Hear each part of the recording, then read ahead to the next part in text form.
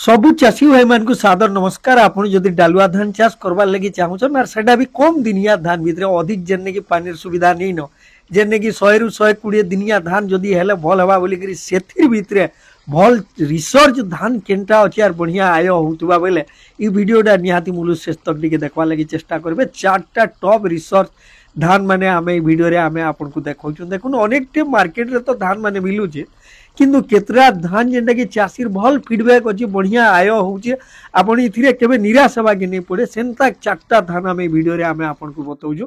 पहला धान होचे दर्शक बंधु भूलक्ष्मी सीड्स रो पद्मजा 115 रु 120 दिन 5-7 दिन यारे साड़े इटा गुटे अलगा कथा है।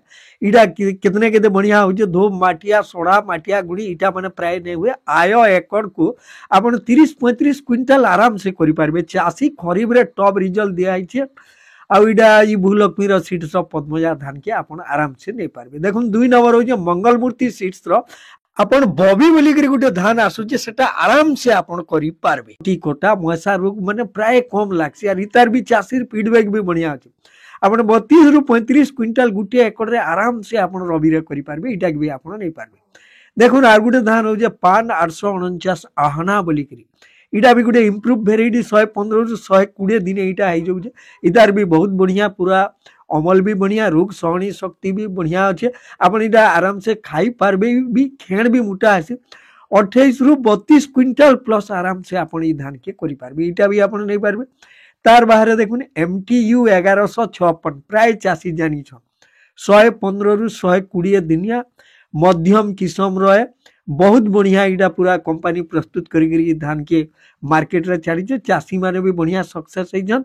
आपण 28 रु 32 क्विंटल प्राय कॉमन करि पारबे। ई धान माने जेंटा हमें कहलु ई धान के आपण आराम से जोगाजोग करी संग्रह करि पारबे। और बाहर दर्शक बंधु वीडियो रो डिस्क्रिप्शन रे हमें केतरा धान माने सब दिया आइछे जेंटा कि देखुन गुटे धान होचे ता माने हाइब्रिड धान है अधिक बहुत बढ़िया आय होचे इटा टिके रेड पेड अधिक होचे धान केजी आपण 400 रु 500 टका खणे पड़ी जाउचे अधिक अमलक्षम धान जेंटा पला होचे हाइब्रिड टाइप रो धान इटा के भी चाहबे बोले आपण ट्राई करि पारबे। आर गुटे भी धान दिया आइछे आपण सी ग्रीन रो धान बिहन बोली कि जेंटा पूजा वेराइटी इटा आपण को 195 टका खणे पड़ी जीवा गुटे माने केजी के आ 100% जर्मिनेट हेई पारुजे इटा आपण आराम से ट्रायल करि पारबे।